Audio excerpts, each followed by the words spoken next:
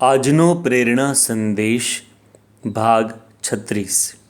રોજિંદી જિંદગીમાં પણ હાથ ધોવાની ક્રિયા હવે વધતી જાય છે। એવી જ રીતે આપણા મનને પણ સાબુથી ધોવાની જરૂર છે, જેથી આપણા જીવનમાં દુર્ગુણોના વાયરસ ઘૂસી ન જાય।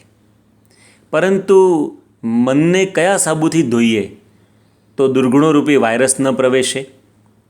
તો મનને શુદ્ધ કરવાના 3 સાબુ છે। પહેલો સાબુ છે સ્મરણ। ભગવાનનું સ્મરણ કરતા રહેવું। શ્રીમદ ભાગવતમાં લખ્યું છે કે હરિર હરતી પાપાની દુષ્ટ ચિત્તૈરપી સ્મૃતઃ, અર્થાત દુષ્ટ મનુષ્ય પણ જો ભગવાનનું સ્મરણ કરે તો શ્રીહરિ તેના પાપ હરી લે છે। અપવિત્ર પવિત્રો વા સર્વાવસ્થામ ગતોપી વા યસ્મરેત પુંડરીકાક્ષમ સબાહ્યાભ્યંતર શુચિ। એટલે કે પવિત્ર મનુષ્ય હોય કે અપવિત્ર, જે કોઈ ભગવાનનું સ્મરણ કરે છે તે બહાર અને અંદર પવિત્ર થઈ જાય છે। અજામિલ નામનો એક બ્રાહ્મણ કુસંગતિને લીધે મહાપાપી, દુષ્ટ અને અપવિત્ર બની ગયો હતો, પરંતુ ભગવાનના અજાણતા નામ સ્મરણથી પણ તે પાપથી મુક્ત બની ગયો અને ભક્ત બન્યો। તો પહેલો સાબુ છે ભગવાનનું નામ સ્મરણ। બીજો સાબુ છે સત્સંગ, એટલે કે કથા વાર્તાનું શ્રવણ। ભગવાન સ્વામિનારાયણ વચનામૃત કાર્યાણી પ્રકરણના 12માં કહે છે, ભગવદ્ વાર્તા સાંભળનારાનું મન સ્થિર અને નિર્વિષય થાય છે। અંત્ય પ્રકરણના 24માં વચનામૃતમાં ભગવાન સ્વામિનારાયણ કહે છે કે ભગવાનની કથા વાર્તા સાંભળ્યામાં જેને જેટલી પ્રીતિ, તેટલો તેને કામ, ક્રોધ, લોભાદિક દોષોનો નાશ થાય છે। અમદાવાદમાં ડૉક્ટર હરીશભાઈ ત્રિવેદી હતા। તેઓએ પોતાનો અનુભવ એક ઇન્ટરવ્યૂમાં કહેલો। તેઓનો સ્વભાવ અત્યંત ક્રોધવાળો હતો। એમના ઘરમાં અને હોસ્પિટલમાં બધા તેમનાથી ધ્રુજે, પરંતુ તેઓ યોગીજી મહારાજના સંપર્કમાં આવ્યા, કથા વાર્તા સાંભળતા થયા અને તેમનો ક્રોધ જતો રહ્યો। તો મનને શુદ્ધ કરવાનો બીજો સાબુ છે સત્સંગ, એટલે કે કથા વાર્તાનું શ્રવણ। ત્રીજો સાબુ છે સદવાંચન, એટલે કે સારા શાસ્ત્રોનું વાંચન।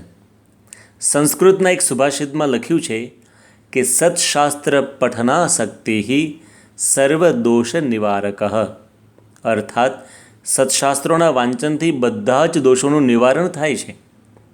ડૉક્ટર સુરેશભાઈ રાવલે અમેરિકન ઇંગ્લિશ લિટરેચર પર PhD કરેલી અને 36 વર્ષ સુધી યુનિવર્સિટી ઓફ એરિઝોનામાં પ્રોફેસર તરીકે જોબ પણ કરી હતી। ઘણા પુસ્તકો વાંચ્યા હતા, પરંતુ જ્યારે તેઓ BAPS સ્વામિનારાયણ સંસ્થાના પરિચયમાં આવ્યા, સત્શાસ્ત્રો વાંચ્યા, તો પોતાની નાસ્તિકતા છોડીને સત્સંગી બન્યા। એટલું જ નહીં, તેઓ પોતાનો સદવાંચનનો અનુભવ જણાવતા કહે છે કે સદગ્રંથો વાંચવાથી જે શાંતિ, સુખ, દિવ્યતા અને પવિત્રતાનો મને અનુભવ થયો છે, તે અન્ય પુસ્તકો વાંચવાથી થયો નથી। તો સ્મરણ, સત્સંગ અને સદવાંચન। ભગવાનના સ્મરણથી અંતઃકરણ શુદ્ધ થાય છે, સત્સંગ કરવાથી ખરાબ સ્વભાવ ટળે છે, અને સદવાંચન કરવાથી સદવિચારો પ્રગટે છે, અને આપણું જીવન દુર્ગુણોરૂપી વાયરસથી મુક્ત થઈ જાય છે।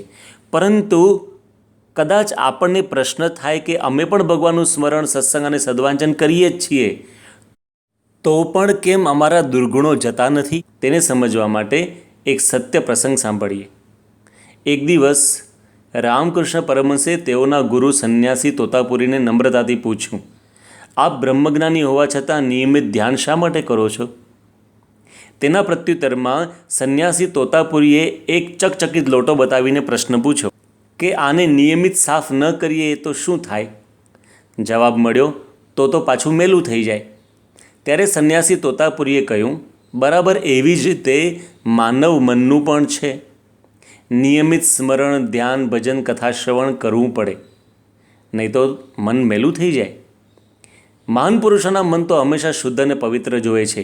તેઓ તો આપણને શીખવવા માટે સાતત્ય રાખીને સાધના કરતા હોય છે। અને આપણને સમજાવતા હોય છે કે કોઈ પણ સાધનામાં સાતત્યતા બહુ જ જરૂરી છે. માટે આપણે સ્મરણ, સત્સંગ અને સદવાંચન તો કરીએ જ છીએ, પરંતુ એમાં સાતત્યતા ખૂબ જ જરૂરી છે. જેમ રોજ સ્નાન કરવું તે અનિવાર્ય છે તો જ શરીરની શુદ્ધિ જળવાય, તેમ મનની શુદ્ધિ માટે પણ રોજ સ્મરણ, સત્સંગ અને સદવાંચન કરવું એ અનિવાર્ય છે. ઘરની સાફસૂફી રોજ ન કરીએ તો બધી જગ્યાએ ધૂળ જામી જાય છે અને ગંદકી વધી જાય છે. એવી જ રીતે મનની સફાઈ પણ રોજ કરવી પડે, નહીં તો દુર્ગુણોની ધૂળ જામી જાય છે.